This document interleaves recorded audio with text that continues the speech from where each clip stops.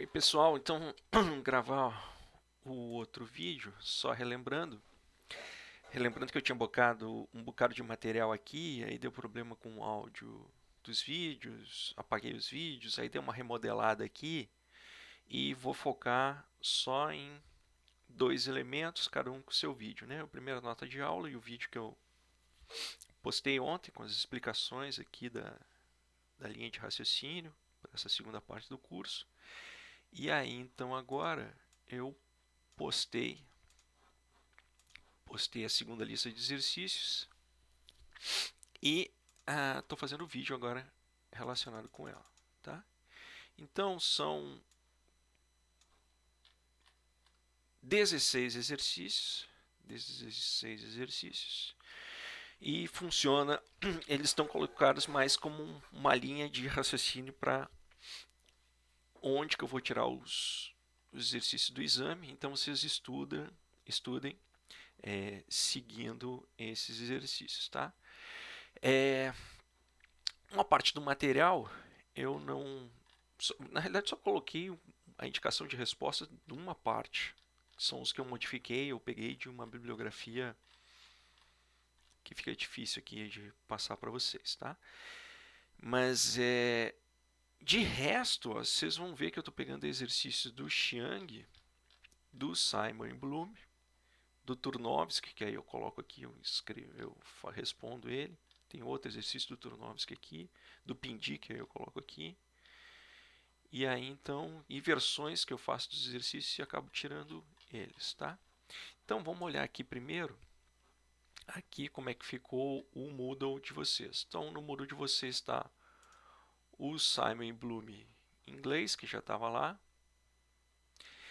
E aí uma observação, quando eu coloco as coisas do Simon e Bloom, estou colocando aqui o Simon e Bloom, página 591. Quando eu estou colocando Simon e Bloom, eu estou colocando o livro físico aqui, tá? Então, muda um pouquinho as páginas, tá?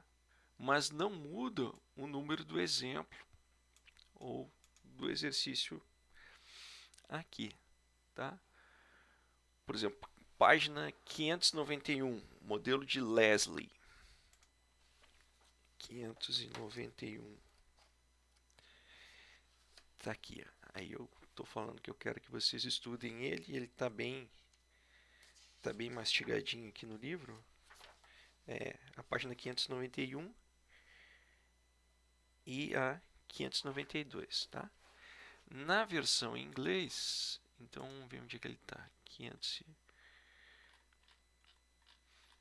deve estar um pouquinho antes aqui, ou não? É um pouquinho depois, então deixa eu ver. Sistemas bidimensionais. Na versão em. Tá aqui. Na versão em inglês ele está na 588, mas você acha que o modelo de Leslie e ele ocupa até mais de duas páginas. Ele ocupa até mais de duas páginas. Aqui. Mas é a mesma coisa. Então eles estão próximos ali um do outro. Tá? Também os solutions do Simon Bloom tá aqui. Então o que eu botar aqui, por exemplo, no Simon Bloom, página 599. Perdi a minha câmera ali. Simon Bloom 599.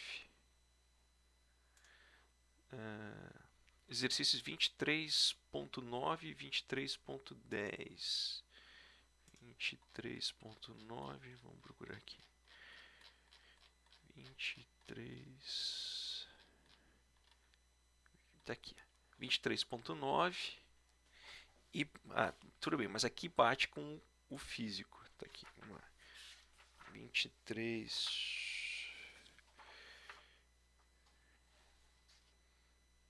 23.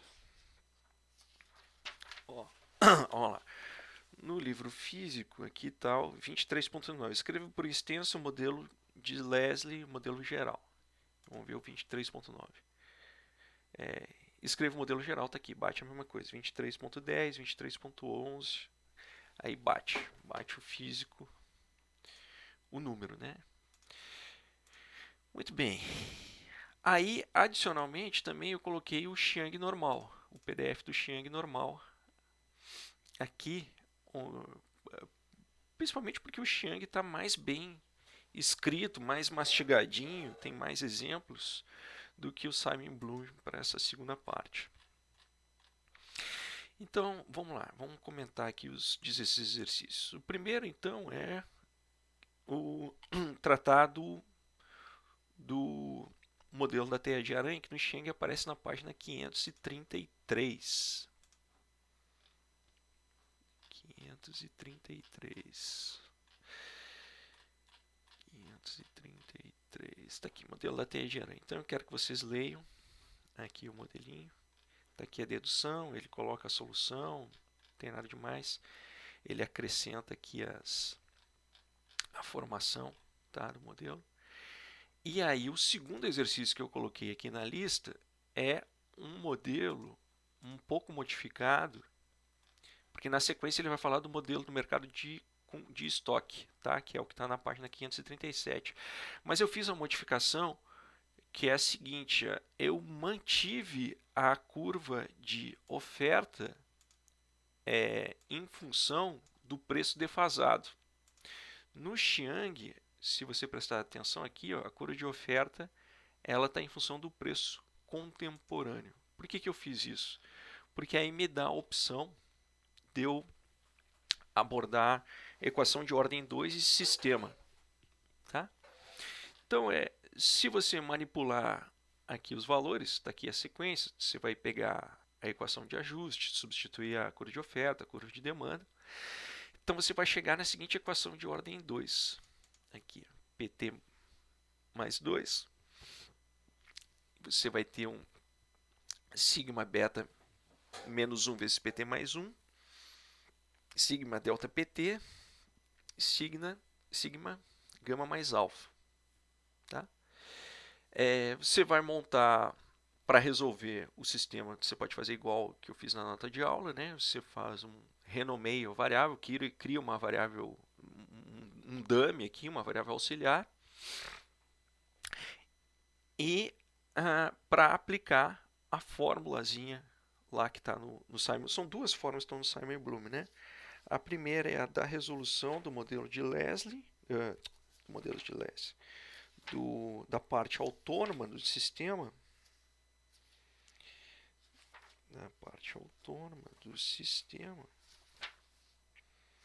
que eu falo lá na nota de aula. Deixa eu ver aqui onde é que está no livro físico.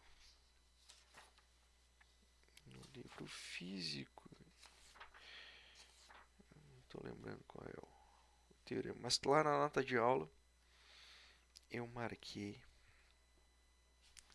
Tá aqui, ó. Então, no livro físico você vai aplicar o teorema 23.6 para encontrar a solução homogênea, a solução que está levando até o equilíbrio. Então, sempre lembrando que o sistema ele vai ser formado por uma solução homogênea mais uma solução complementar, ou a solução de equilíbrio. Tá? E aí está aqui. Então, para aplicar a solução, você primeiro, passo 1, você tem que encontrar os autovalores. Passo 2, você tem que encontrar os autovetores, se for o caso, se houver essa necessidade. Passo 3, aí você tem que encontrar as constantes arbitrárias. Tá? Nisso, então, você vai tirar vai montar o polinômio característico para saber quais são os autovalores da matriz, e você sabe lá da página 601 da versão física aqui do livro que os autovalores sempre vão ser representados, no caso 2×2, o polinômio característico sempre vai ser representado no caso 2×2 por R2 menos o traço da matriz A vezes R mais o determinante. O determinante a gente já sabe o que é, e o traço é a soma dos elementos da diagonal principal. Tá?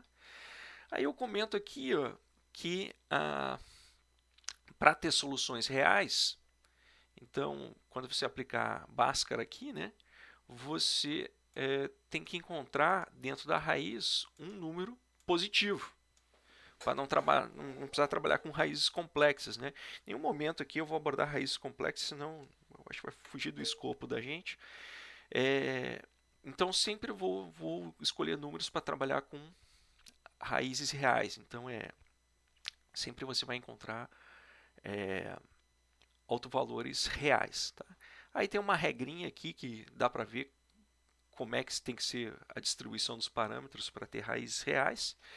E aí eu escolho arbitrariamente aqui, depois que eu faço essa análise, né, um delta igual a um sigma igual a 1/4 e um beta igual a 1, que gera essas raízes reais. Na prova, quando eu modificar os exercícios, eu vou escolher números também para encontrar raízes reais. Então, quando você faz isso daqui, você vai encontrar os autovalores aqui, que são este e este, tá? Para esses valores aqui. Você pode ir lá no Scilab, digitar a matriz A e dar spec de A, ele vai te cuspir esses valores, ou pode substituir direto aqui no polinômio característico e calcular isso na munheca ou em outro programa de computador, você que sabe, tanto faz. Né? Muito bem. Então, nesse caso aqui, ó, como o sistema, eu usei um dummy, então P e Q são a mesma coisa, só uma questão de defasagem, tá? Então pouco importa eu olhar para os autovetores, então eu só preciso olhar para as constantes. Né? Então a solução autônoma vai ser, aplicando o teorema ali, vai ser o alto valor 1 elevado a t, a constante 1 mais a constante 2 vezes alto valor. Isso aqui simplesmente aplicando o teorema aqui. Você vai ter a constante 1, alto valor 1 elevado a t, constante 2, alto valor 2 elevado a t. Como eu usei o dummy, então cada um dos elementos da entrada de z de t, eles têm a mesma interpretação, então a constante vezes um elemento de um autovetor vai ser uma outra constante qualquer, então isso aqui pouco importa. Você só precisa determinar as constantes. Né? Aí eu tenho que te dar informações. Tem que te dar informações. Quais são informações? Informações extra aqui, ó, que é para. Bom, você encontrou também a solução complementar, ou a solução de equilíbrio. Eu dou outros números aqui, você determina as constantes aqui só fazendo um sisteminha, né? E para checar que está certo, você substitui aqui. Você pode sempre que você for fazer para saber se está certo ou não a tua resposta, você substitui no Excel. Você pode fazer um teste aqui. Então 0,31 está ali o número elevado a t, menos 1,06 elevado a t mais 1, que é a solução complementar. O P0 tem que bater, né? O P0 tem que bater, o P0 é 1/4, o P1 eu disse que era 1/3, ele bate 1/3, e aí então, como está entre 0 e 1, um número entre 0 e 1, e aqui um número entre 0 e 1, essa coisa está convergindo, todo esse número está indo para 0, todo esse número está indo para 0, e ela está convergindo para 1, que é o preço para esse mercado. Então, ela está convergindo aqui para 1, se fizer um gráficozinho aqui, você vai ver bonitinho ela convergindo para 1. Né? Então ela começa aqui, ela dá uma osciladinha aqui, e depois ela vai calmamente indo em direção a 1. Está aqui a trajetória de preços. Então, muito bem. Bom, então aqui aí o próximo exercício é um ISLM dinâmico que está na sequência desses modelos de preços, que está no Xiang na página 553. 553. Só que, salvo engano, ele 553. 553.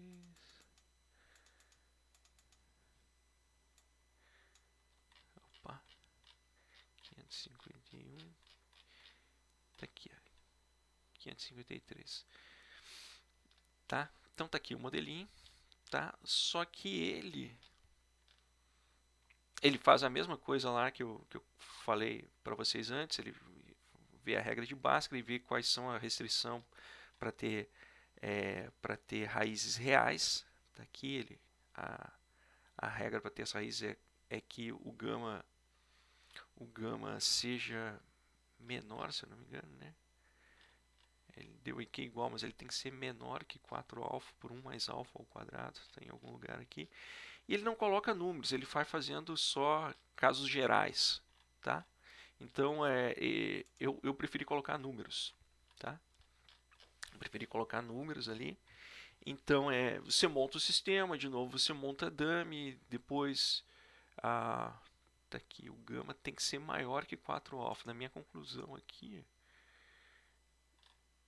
tá aqui, ó, raízes reais distintas. O gama tem que ser maior que 4 alfa por 1 mais alfa ao quadrado. Aí eu coloco aqui a explicaçãozinha. E dou números, tá?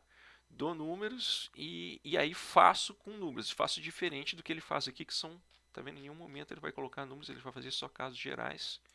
E aí eu coloco números e te dou uma solução. De novo, você pode levar isso aqui para o Excel e testar para ver se bate, tá? Então, porque lá na hora da prova eu pretendo fazer com números, coisas aqui. Depois esse do Xiang, página 558, aí esse daqui ele coloca bonitinho com números, 558,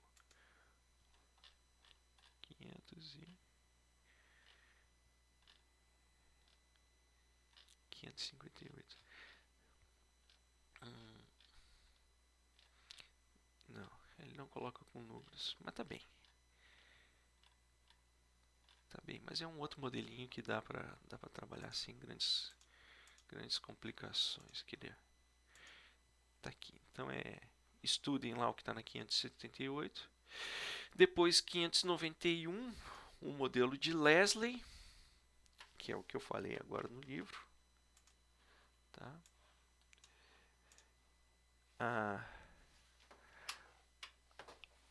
Aí na sequência o 23 lá dos exercícios, o 23.9, 23.10 e o 23.11, que são simplesmente os do Leslie colocando números. E tá no Solutions. 23, 23. Vamos lá. Tá aqui, 23.9, ele dá ali a solução. 23.10, 23.11. Tá aqui. Então tá aqui as soluções também, né? E do Simon e Bloom, depois o exemplo 23.20, que se eu não me engano é Markov, né? 23.20.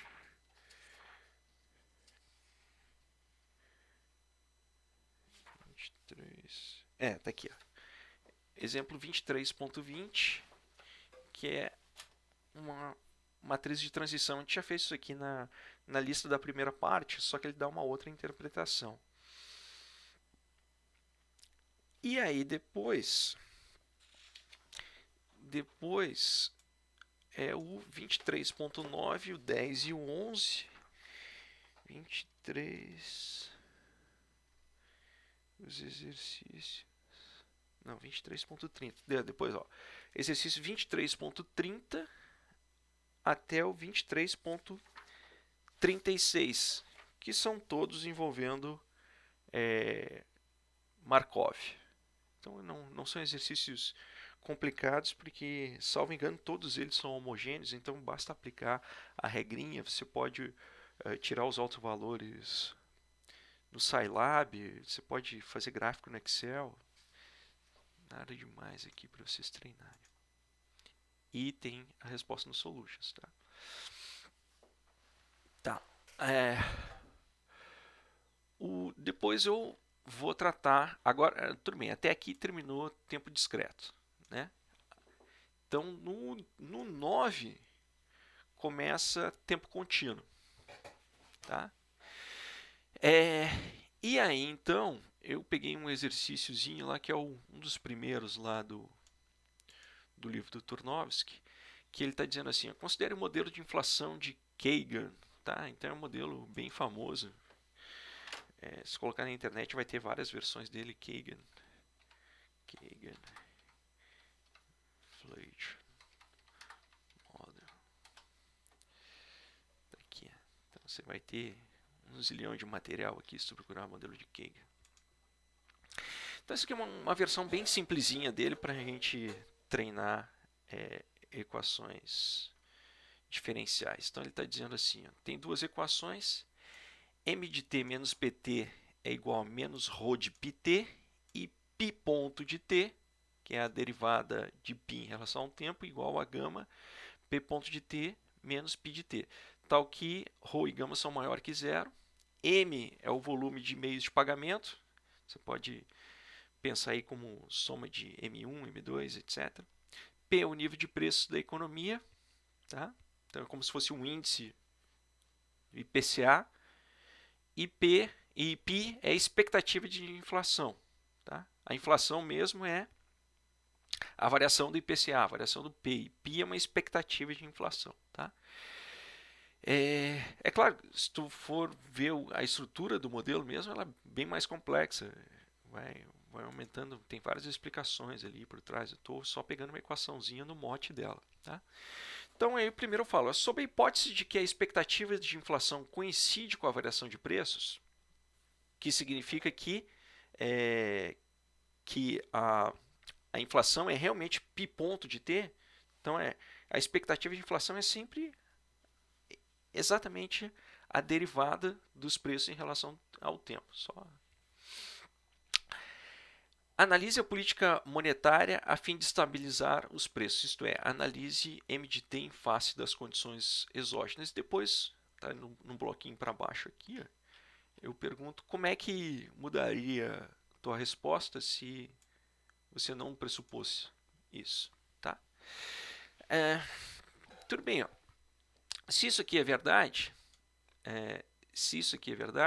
então você vai ter M de T menos PT menos π é simplesmente o P ponto de T. Então, a ideia é aplicar a fórmula que eu já deduzi ali na nota de aula, tá? no material ali, mas se tu quiser mais explicações, tem na página 463 do Chiang. 463, porque o Chiang, diferente do Simon Bloom, ele primeiro começa com tempo contínuo e depois ele vai para tempo discreto. Ele faz inverso, o Chiang e o Simon Bloom. 463. 463. 463.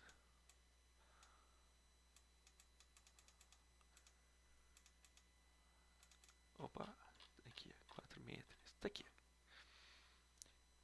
463. Tá aqui. Essa formulazinha lá, que é a formulazinha 15.5, tá? Que então você sabe que a resposta geral para o sistema, um sistema igual aquele que vai aparecer no modelo de Kagan, vai ser exponencial da menos a integral do U. Aqui ele está chamando de U, eu chamo de alfa, né, na nota de aula, que multiplica uma constante, eu chamo de C na nota de aula, ele chama de A aqui, mais a integral de W, ele chama W aqui, eu chamo beta na nota de aula, exponencial da integral de alfa de t dt. Tá? Então, simplesmente, você aplica a fórmula, deduz ela, tá vendo? São 2, 3 linhas aqui, e você vai chegar na resposta aqui, P de t vai ser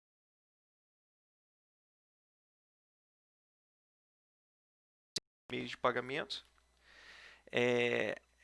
que multiplica exponencial de menos t por ρ. Como o ρ é estritamente positivo, e a exponencial de menos t por ρ quando o t vai para infinito, isso aqui está indo para zero, isso aqui está zerando, então o nível de preços da economia está normalizando nesse m barra, portanto, no longo prazo não há inflação no modelo, você estabiliza o nível de preços em m barra. Bom, se você não pressupor aquilo ali, então você vai ficar com um sisteminha cheio, tá? E aí, então, para resolver ele, você pode tentar resolver ele por fazer um sistema em π e p, mas não precisa fazer isso, tá? Existem alguns casos que você consegue resolver isso de uma maneira bem tranquila, tá? Basta ver aqui, ó, nessa primeira equação que você vai sair do modelo, se tu derivar ambos os lados em relação ao tempo, você vai ficar com menos π ponto mais ρ, aliás, menos p ponto mais ρ π ponto, e a derivada de m barra em relação ao tempo é zero, porque é uma constante. Então você vai chegar à conclusão que π ponto é igual a p ponto sobre ρ. Bom, então é só sair substituindo aqui nas equações e você vai ficar só com uma equação relacionada em P ponto. Tá? Só com uma equação relacionada em P ponto. E com uma relação... e aí então você resolve P ponto. Depois, se você precisar achar π ponto, ó, aí então basta substituir ele lá. E aí agora você vai fica uma estrutura bem parecida com a anterior, só que agora ela depende também desse outro parâmetro, que é o parâmetro que está relacionado com a inflação, que é o gama.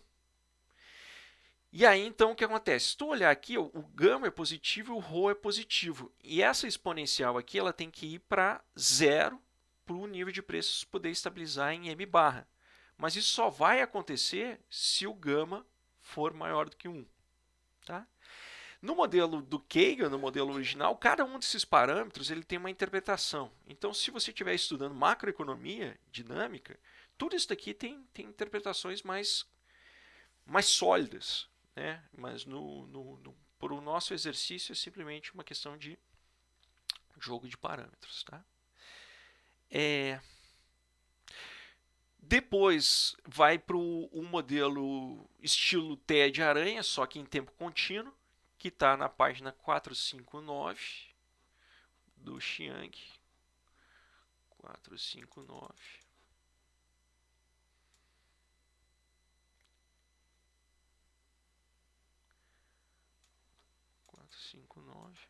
Está aqui. Modelo de dinâmica de preço, que é o que ele chama. Também está bem explicadinho. Né? Ou o preço está acima do equilíbrio, ele converte para o equilíbrio, ou está abaixo do equilíbrio. Tá? Não tem nada demais esse exercício também. Depois um outro que eu tirei lá do Turnovsky. Tá? Então esse outro que eu tirei lá do Turnovsky, ele está falando assim, ó, a restrição orçamentária do governo, quando há financiamento do déficit por endividamento ou emissão de moeda em tempo contínuo, é dada em termos reais por B ponto de T mais M ponto de T igual a R de T mais B de T, onde B é a quantidade de títulos do Tesouro Nacional em circulação,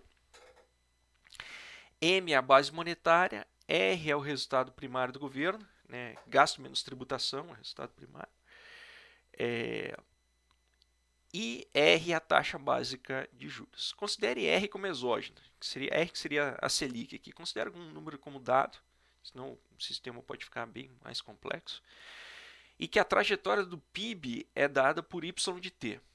Se a taxa de crescimento do PIB é X, a regra monetária é M ponto de T igual a M de T por um M de T, ou seja, a regra monetária, você movimenta a base monetária como uma fração do PIB, e o resultado primário também é uma fração do PIB, descreva a trajetória dívida-PIB.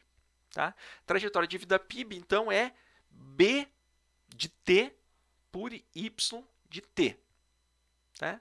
Então, é a quantidade de títulos do Tesouro Nacional em circulação em relação ao PIB.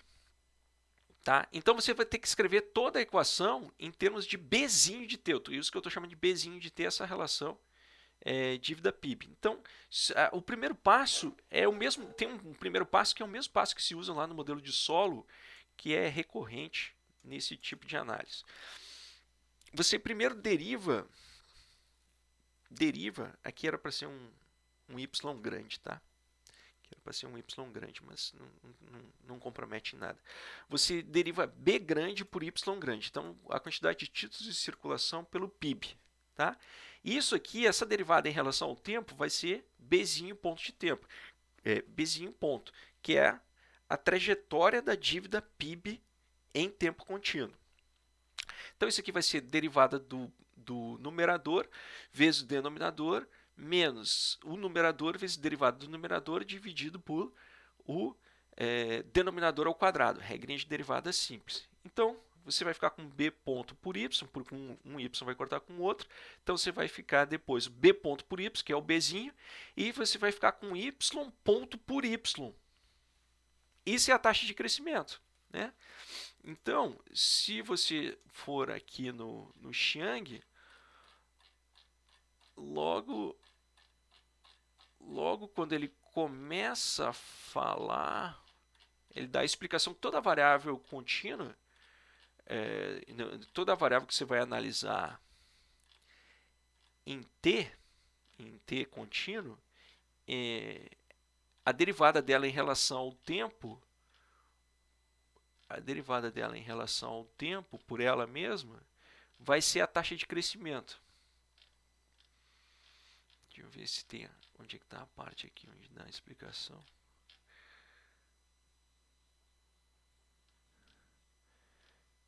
Aqui.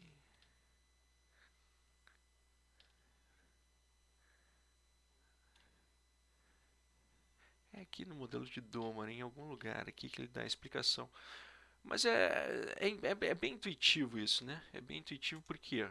Porque pensa em y ponto é uma derivada em relação ao tempo. Vamos botar aqui. Ó.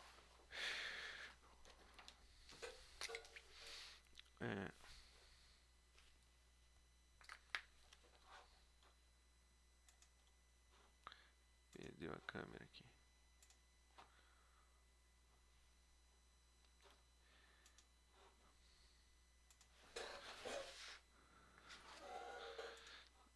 Peraí que eu perdi a câmera, deixa eu dar um pause aqui.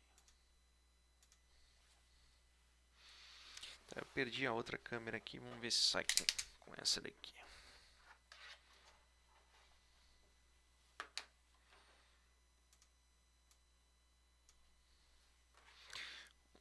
A explicação que eu quero dar é o seguinte.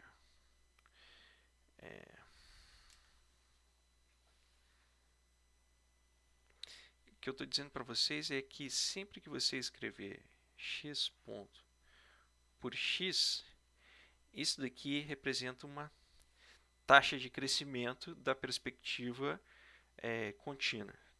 Tá? Porque a variável de cima ela vai ser derivada de xt em relação a t dividido por xt, certo? Então, quem é que vai ser isso aqui? Isso aqui vai ser limite quando t for para zero, né? Ou então de quando t linha, vamos pensar assim, for para um t duas linhas, onde você vai ter aqui ó, x de um t duas linhas, menos um x em t linha, por t duas linhas, menos t linha, em relação a um x t linha. Mas essa aproximação aqui é arbitrária. Podia ser de tal maneira que a distância de t' para t duas linhas fosse 1. Então você pode pensar com que essa distância arbitrária aqui está sendo 1. Então, quem é que você tem aqui? Ó? Você tem x em t duas linhas menos x de t em relação a xt'. Isso aqui é exatamente uma taxa de crescimento. Você chama isso aqui de um g. Né? O quanto que a variável cresce, a variável x cresce entre t e t' em relação à posição que ela estava. Então, por isso que x ponto de t em relação a x é uma taxa de crescimento. Certo? Então, vamos voltar aqui. Então, aqui você ficaria com y ponto dividido por y, que você substitui por x, que é a taxa de crescimento. Então, quando você pega essa equação aqui e divide os dois lados por y de t, você fica com b ponto de t, y de t. Você fica com um mzinho, porque a regra de política monetária é my de t. Você fica com um nzinho, porque o resultado primário é ny de t. E você fica com um beta aqui, tá? Aí você rearruma a equação, você vai ficar com uma forma aqui, ó, b ponto de t igual a x menos r, b de t, n menos m. E eu deixei vermelho aqui, ó, x menos r, porque você vai aplicar a mesma estrutura de solução que você usou no modelo de Kagan. E aí eu quero que você perceba que você vai cair numa trajetória onde uma trajetória de dívida PIB, onde só é sustentável você estabilizar a tua dívida ao longo do tempo se a taxa de crescimento se mantiver acima da taxa básica de juros. Tá? Então é isso aqui que eu quero que você analise. Então, o Turnovsky é um livro de macroeconomia aplicada. Ele é cheio desses exercícios desse tipo aqui, tá? Vamos lá. Aí na sequência, o modelo de solo, que eu falo um pouco na nota de aula, que tem que ter um truquezinho para resolver ele, mas está super bem explicado, na página 477 do Chiang. 477. 4.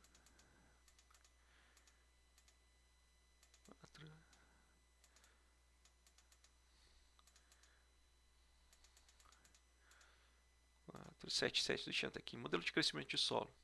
Aqui vai fazer aplicação, discutir, análise gráfica.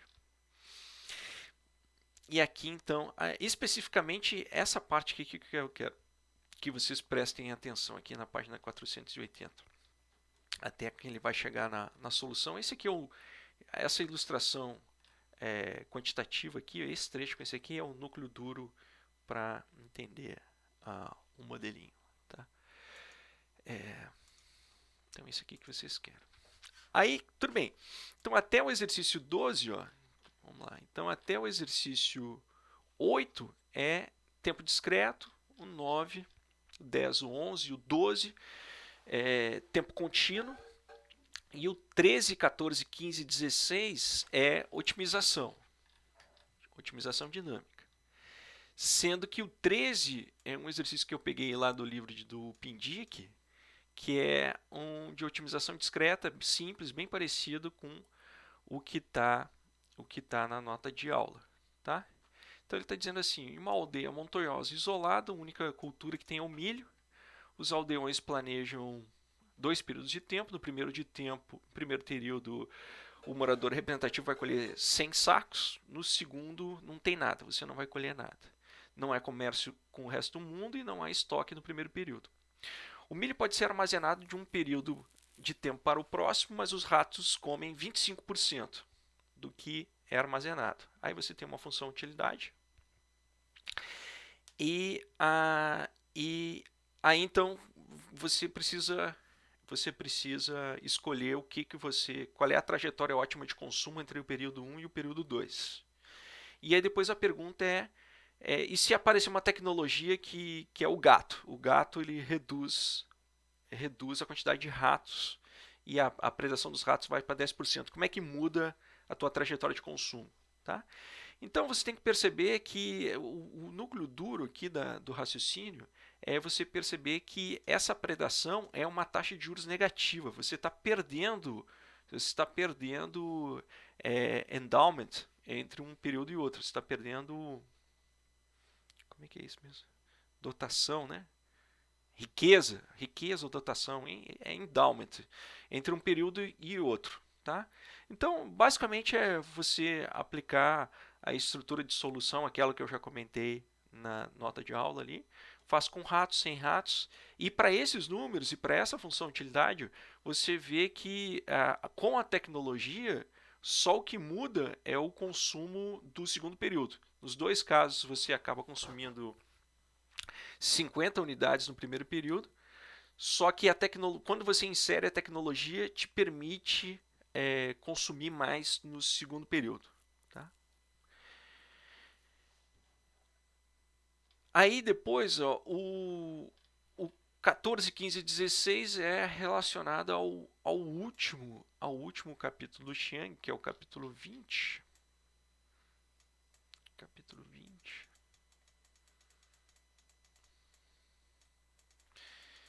Estou pulando um monte de coisa aqui, né? Aqui, teoria do controle ótimo, que é otimização dinâmica, tá? Eu vou falar direto do Hamiltoniano, não, como eu falei na aula de aula, não vou falar do princípio de Pontryagin e essas outras coisas aqui. Mas basicamente eu estou querendo que vocês tenham uma noção de como se usa um Hamiltoniano. Página 620. 620 está aqui. Então é um problema de maximização de utilidade, daqui os números, daqui bonitinho. Então dá uma lida nele, dá uma lida também no próximo, que é o problema do recurso exaurível, que é o que vem em sequência. Tá? E aí então tem essa versão 2 aqui, ó, que é uma versão que eu botei, eu, eu, eu criei ali, ó, que ela está dizendo assim, ó, versão 2 do problema. Seja S de ter o estoque de recurso exaurível e Q de ter a taxa de extração de em qualquer instante T. Então, recursos, pensa isso, pode ser petróleo, pode ser água, alguma coisa que você vai perder, né? De tal maneira que S ponto de T é igual a menos Q de T, tá? O recurso ele produz um bem de consumo. Ah, tudo bem, pensa como petróleo, tá? Então você tem o estoque do recurso, você tem a taxa de extração, que ela é inversa, né? Quando você está extraindo, você está diminuindo o estoque do recurso, e você tem isso aqui tem uma tecnologia que vai te gerar algum bem de consumo. Então isso aqui pode ser petróleo que vai te gerar, sei lá, energia, calor, alguma coisa desse tipo.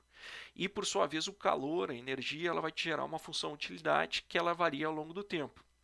Só que agora eu coloquei um elemento extra aqui, que é a taxa de desconto ao longo do tempo, né? Porque em geral você tem mais prazer em consumir hoje do que em consumir no futuro, né? Essa é a estrutura psicológica padrão das pessoas. As pessoas se enxergam no futuro como uma outra pessoa, ou costumam se enxergar no futuro como uma outra pessoa e preferem dar mais satisfação para essa pessoa do presente, né? Então, esse é o elemento que penaliza então utilidades no futuro, esse exponencial de menos delta de t. Tá? Então, uma vez que C é função de Q, a taxa de extração funcionará como variável de controle Monte Hamiltoniana e, uh, e, uh, e resolve o problema. Então, montar o problema é essencialmente montar o problema que está aqui, já está aqui no... É o mesmo problema de antes, aqui da equação 20.23 aqui do livro. Tá? E aí você vai ter que resolver ele. Então, a Hamiltoniana ela vai ser sempre a função integrando menos o equivalente do multiplicador de Lagrange, que agora está medido em t, vezes a variável de controle. E aí você deriva o hamiltoniano em relação à variável de controle, ele em relação à variável de estado e deriva e depois tem a equação de movimento, né? Se você derivar o hamiltoniano em relação a Q, você vai ver que isso aqui vai ficar exponencial de menos lambda de t, 2 raiz de Q igual a lambda de t. E quando você derivar o hamiltoniano em relação à variável de estado, como ela não aparece aqui no hamiltoniano, vai dar zero. E pelo princípio de Pontryagin, que eu não falei, mas é simplesmente uma regra que dá aqui qual que tem que ser o valor da derivada do hamiltoniano em relação à variável de estado. Ela não tem que ser zero, tem que ser o negativo da dinâmica da variável de coestado, que é um negativo do lambda ponto. Isso aqui vai dar zero porque não aparece aqui S nessa equação. Ora, mas se a derivada de lambda em relação ao tempo dá zero, só tem uma conclusão, que lambda é uma constante. Tá? Então, o que acontece? Quando você isolar o Q de t aqui, você vai ficar com Q de t exponencial de menos 4 lambda aqui, e o lambda vai ser uma constante. Quando você substituir na equação de movimento, você vê que a taxa de extração, lembra? Você está procurando uma taxa de extração ótima de tal maneira a maximizar a tua utilidade do consumo ao longo do espaço de tempo de 0 até t grande. Né? Então, o que acontece? Como você tem o S ponto de t, você tem que achar o S de t, que é a tua regra de extração para conseguir a máxima felicidade. Então, basta integrar aquilo ali. Quando você integrar, você vai ver que o resultado é isso aqui mais uma constante. E aí, então, se você sabe que o lambda é uma constante e o delta é uma constante, a regra de extração vai ser exponencial de menos 2 lambda de t dividido por uma constante que soma uma outra constante. Então agora você precisa descobrir as constantes. E tem duas maneiras de você descobrir a constante. Ou você determina o quanto que você começa extraindo, um S0, ou alternativamente você determina o quanto que você quer que sobre daquela jazida, daquele poço de extração. Então, se você determinar uma condição inicial, né, basta substituir o zero aqui, ó, e então você vai ficar com S de t igual a S0 exponencial de menos lambda de t. Isso aqui é uma solução. Certamente isso aqui é uma solução. Mas não é a única solução, porque você pode determinar uma condição de transversalidade que significa que eu quero dizer, olha, quando chegar em t grande, que é quando o último ponto que eu quero otimizar meu problema, eu quero ter S de t grande guardado lá, sei lá, para gerações futuras. Não tem problema. Você determina o S de t grande, faz as substituições e vai ver que a outra solução é essa aqui. Ó. Então esse problema tem duas soluções. Mas é isso. Então aqui vocês têm 16 exercícios, uma lista de leitura. O que não está indicado a resposta aqui está mastigado num livro ou no outro. O material está aqui no Moodle. E aí então eu vou postar isso daqui e vou esperar as dúvidas chegarem e vou gravando material extra sob demanda. Tá? Quando eu juntar volume de material, eu vou lá e posto. Tá bom, gente? Então, bons estudos. Abraço, se cuidem.